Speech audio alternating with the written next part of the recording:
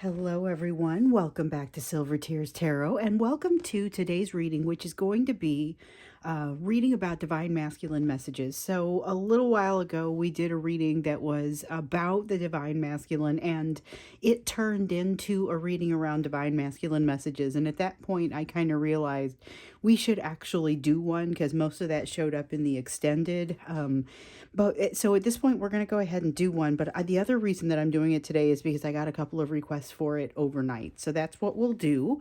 It will be, as always, it's going to be a general reading for this collective. So it's not going to resonate with everybody, shouldn't resonate with everybody, but if it does resonate with you, maybe think about subscribing, or maybe also think about checking into some of the other messages, because all of these readings are very much connected. Even when we do the pick a pile ones, because really it's just taking this collective and dividing it into groups. Like, here are the people who are in contact, who are the people who are not in contact, that sort of thing.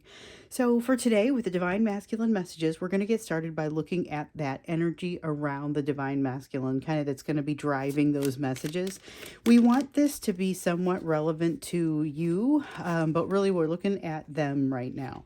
So we've got Halley's Comet, which is like, this is like the Hermit. This is the equivalent of the Hermit in this deck.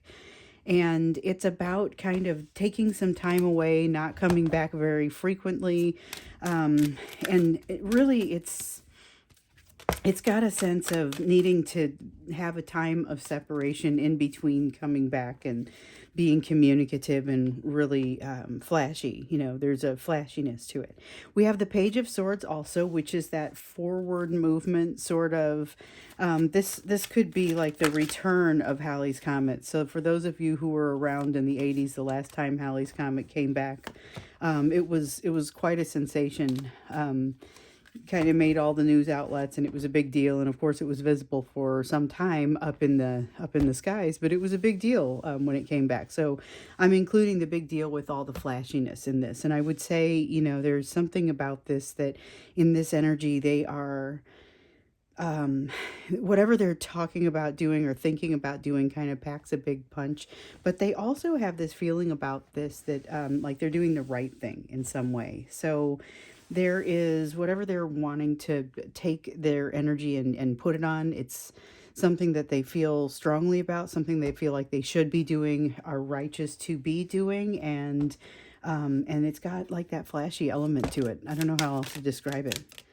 Okay, so we've got the Six of Pentacles. Now, this is an important Six of Pentacles because you know how we've been seeing an increasing amount of awareness in your person's energy of themselves, their behaviors, the lessons they need to learn, not like the type of awareness that you have, but there has been an increasing amount of that. Here is an increasing amount of awareness around the equal give and take of energy. So it's not specific necessarily to your situation, but it will benefit your situation because they're learning to think about it differently.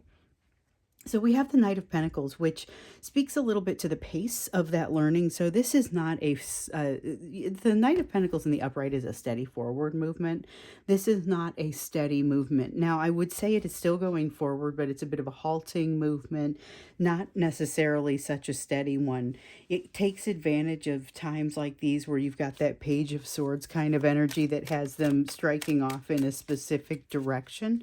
With the Knight of Pentacles, it's got a lot more of a meandering sort of energy to it. So that's them meandering kind of through not just their healing process, but they take that energy into some other things as well. So we've got the Five of Cups. The Five of Cups in the upright, though, and so that speaks to not being able to see the balance in things, but instead feeling shameful, assuming that things are going to go poorly. It's got that sense of assuming things will go poorly. And with the Ace of Wands here, we also have them kind of doing some things that are a little bit on the self-destructive side. So the behavior becomes a little self-destructive in this energy.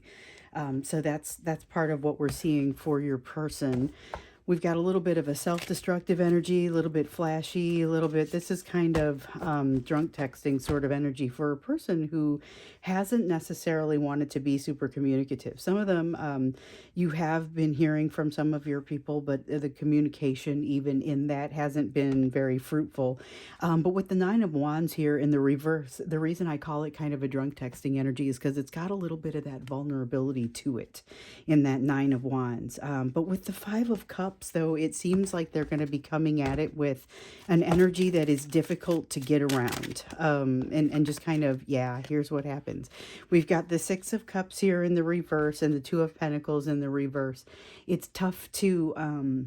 it's tough for them to be successful. This kind of feels a little bit more like that self-destructive energy, but not necessarily self-destructive in the way that they do things intentionally, to be intentionally self-destructive. This looks like they're losing balance and falling over. It's that kind of self-destructive, like they're doing things that are going to cause themselves to lose balance, not learning from previous experiences. And there are some previous experiences that are with them that they absolutely would be able to learn for, enough to be beneficial for their future, but for some reason that's kind of not in them right now. So I'm feeling a little bit of a move forward relatively quickly, but not always for all the best reasons, and not necessarily staying in balance either, especially with this Temperance card in the reverse. That is definitely not a card of feeling very balanced, but this is a deeper level of staying out of balance than this Two of Pentacles here. The Two of Pentacles is just like they tripped, I mean, it's that kind of, they dropped something as they were trying to coordinate getting a bunch of things done. The Temperance card in the reverse is kind of more of a widespread balance across their life. And right now, even it is not looking especially balanced. And it has a lot to do with kind of, they're discombobulated still from the holidays and don't feel like they've quite gotten it together since then. But there's something else that needs to change here with the Four of Pentacles. And it hasn't changed. It needs to change, but it hasn't changed. It's almost like the Death card in reverse. The Four of Pentacles is a card of needing to let go of something, but in this case, it feels just like I had pulled the Death card in reverse. So let's get into messages from this person to you. You can see the kind of energy that they're in. It's got a little bit of a vulnerability to it, but it's like a quick striking vulnerability. Okay, so Seven of Cups. They know they have options. They may be treating you as one of them. That's something that you need to be aware of. They may be treating you as an option, but not the best option.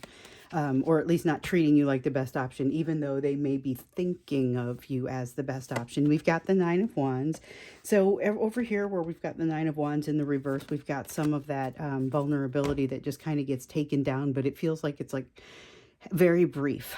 In general, that Nine of Wands is still very much alive and well, and that's going to be the feelings of like when this drunk texter example person wakes up and they are sober, the walls will be back up.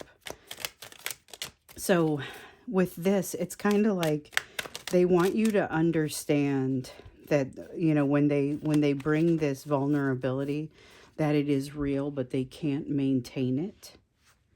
With the Nine of Pentacles, they don't feel the strength to maintain it. That's part of why you don't see the vulnerability with them.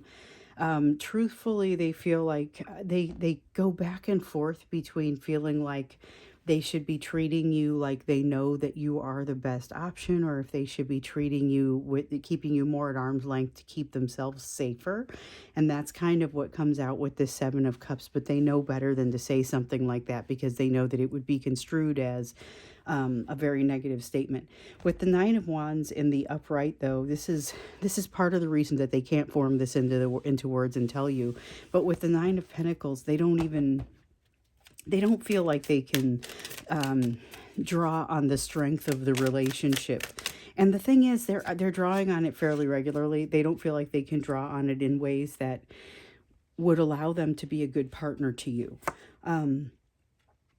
But with the King of Pentacles, like they want to be good partner to you, but they don't feel like they could be the type of partner that you require and honestly that you deserve. So part of what I'm feeling with the Six of Pentacles over here is kind of these moments of clarity that come about where they realize, oh, hold on, I'm having this thought. Where has this applied in other parts of my life where maybe things haven't been emotional, like equal emotional give and take?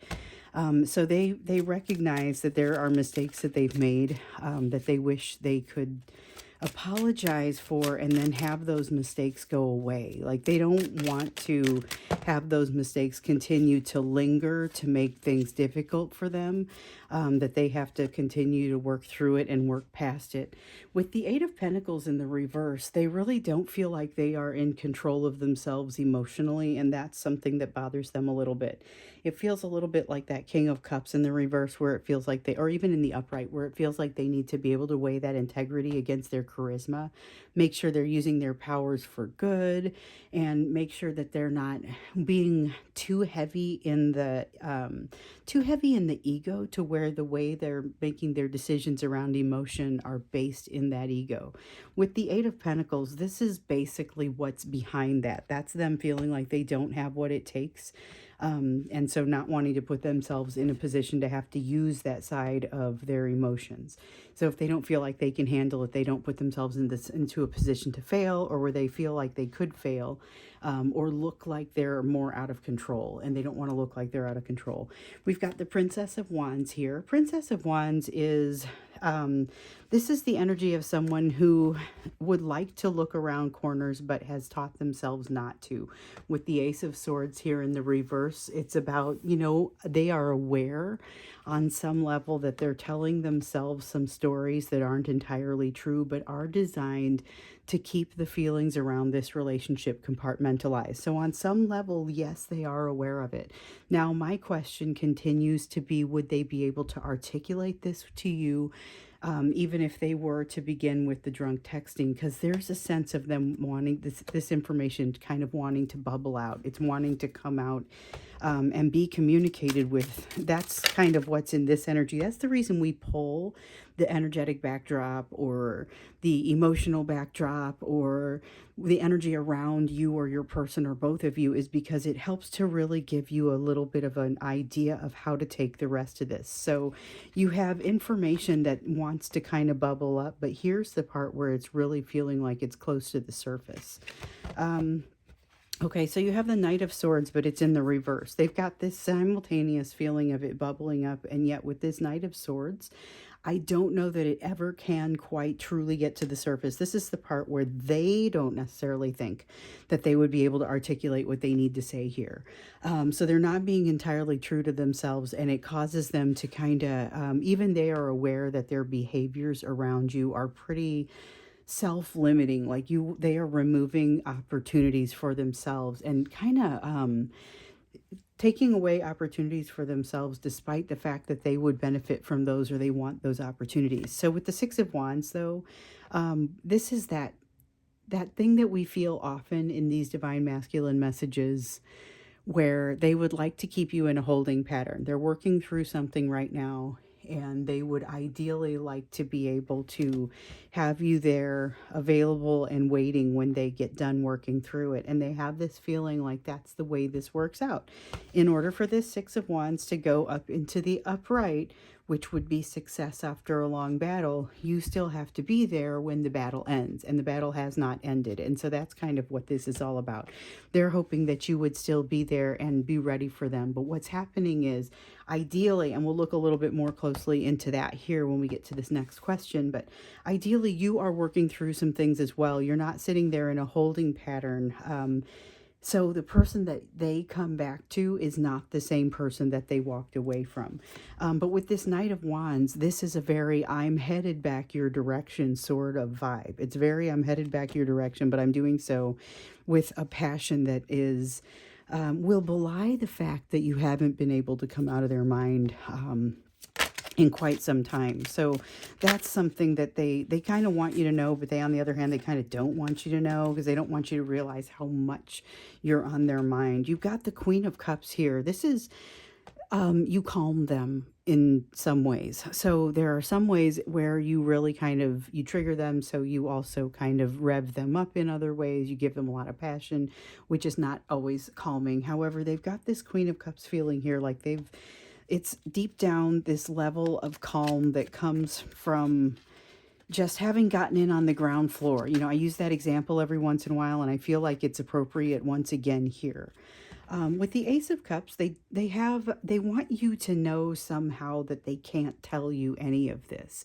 At this point, they just kind of expect that you do know. They assume it on some level, but this is like they wish they could actually tell you how much they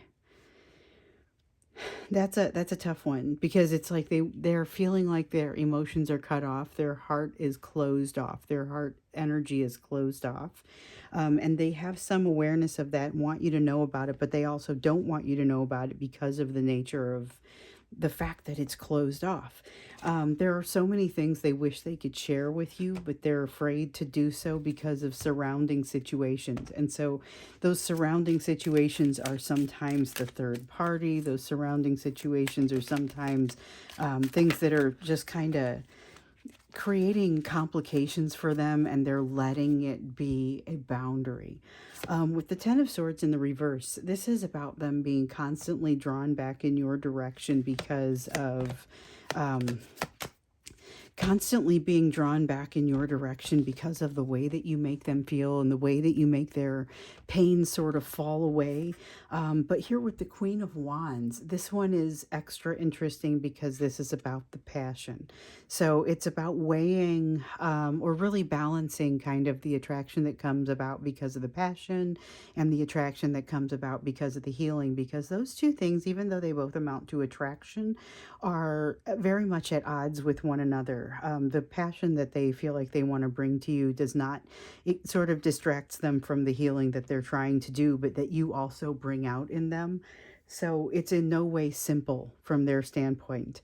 I think when we get into the extended, we look a little bit more into these messages, but because that third party piece popped up, I think I want to go with looking a little bit into divine masculine messages regarding the third party. Just give those an opportunity to come out. But I think there's a lot of good that has come out here so far, just to kind of explain here's kind of how they're feeling. But I know they're very ashamed of this. They're very ashamed of the fact that they want you to sit there in that holding pattern.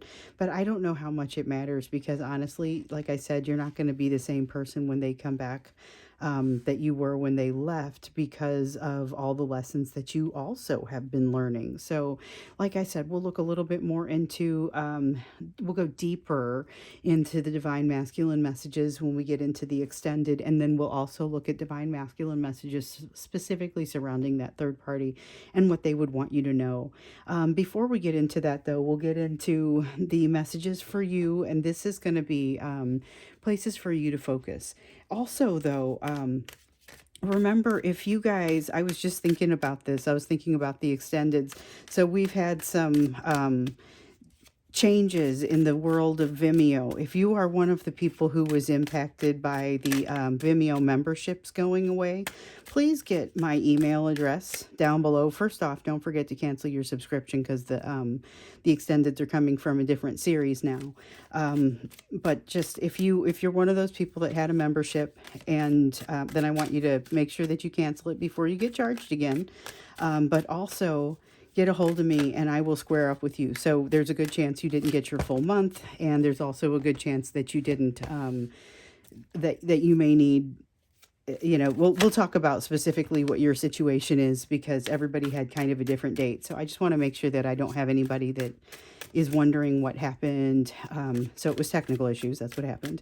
But I was hoping that I didn't have anybody that I missed in having them cancel that subscription. I don't want you to get charged again. So these cards are still coming out. So far, we have the Phoenix in the reverse. That's that Death card in the reverse. Remember, I was feeling the Death card in the reverse over here that felt like a change that needed to happen.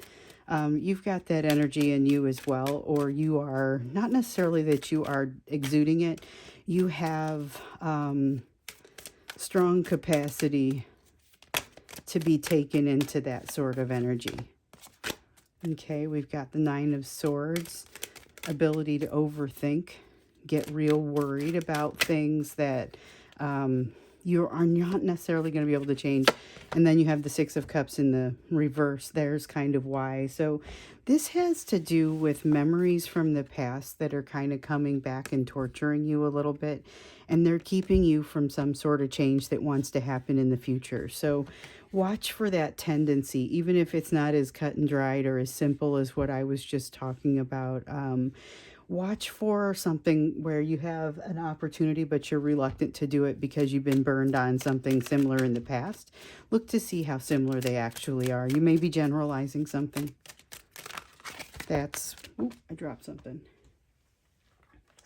Right, and I dropped them face up. You've got the King of Wands here. King of Wands this is a strong King of Wands. It's a reasonably well-balanced King of Wands, not overly controlling, but you kind of have to work to keep it that way. There's a part of you that is willing to reach out and try new things, and that's the part that's going to get you through this piece with the anxiety and not wanting to try new things and feeling like you've been burned on something in the past. This Princess of Swords energy is also in you, and it's a great place to focus because it's going to allow you to get past some things that would otherwise be kind of on the limiting side. I thought that Nine of Swords in the reverse was going to be part of our solution as well, but it is not supposed to be that part of the reading there. So, okay, with the Seven of Cups, you have the Seven of Cups in the reverse. You're looking at, and we've seen this coming up, we're looking at decisions. You're looking at trying to decide how to move down a certain road. And it may be that you made a decision, you were going to do something, and now you have to figure out how that's going to look or figure out how it's going to play out. This is you making that opportunity for it to play out. But it's also trying to kind of figure out what those options look like, figure out what the best road is. There's more than one way to do what it is that you want to do. And so this is about how you're going to pick that. It feels like there are multiple ways to be successful. And so it's not so much worrying about you being successful. It's more just a matter of, well, how do you want to do whatever it is that you want to do? You're on the right path. With the Star card, that's what this feels like, headed toward destiny. Try and enjoy the ride. Honestly, that is what that Star card feels like. But I feel like there's something coming your way that's going to change your way of life a little bit. So that sounds like a wonderful thing. Sometimes it is. Sometimes it just requires a little bit of adjustment. And so it feels like this may be wonderful, but also requires some adjustment. Could be a soulmate, could be a new friend, something that like could just be you have to clean your house so that somebody can come over and hang out. You know, it's going to require some sort of adjustment for you, that Ten of Pentacles feeling. I started getting it even before I saw that. And when I was still on the Star, I was like, well, so you're on this right path. But this, okay, so this actually starts to sound like one of the soulmates that's coming your direction. And we know that for several of you, there's more than one. They create a change in your life. Whatever this is creates a change in your life, but also is going to trigger you. And you're going to have the opportunity to use some of the lessons that you've learned. And it's a good thing because you're actually going to do really well with it. You're prepared. You're fully prepared. You're going to successfully make a change that needs to be made. This is the change on your end that needs to be made. Your person has a change that needs to be made. You have a change that needs to be made. Up here, we see your resistance to that, even though you're going to come out of it amazing. And honestly, it feels like the entire process is going to be pretty healthy and enjoyable for you. But I can also understand that there's a fair amount of fear associated with that just kind of makes you not so sure. Again, though, and we've seen this before, you're going to be coming back to finish up something that you have started. So with the World card in the reverse, this is a matter of having started something and now coming back to work on it, coming back to fix it. Something where it's an opportunity that has arisen for you at some point in the past, but for some reason you had chosen not to take it.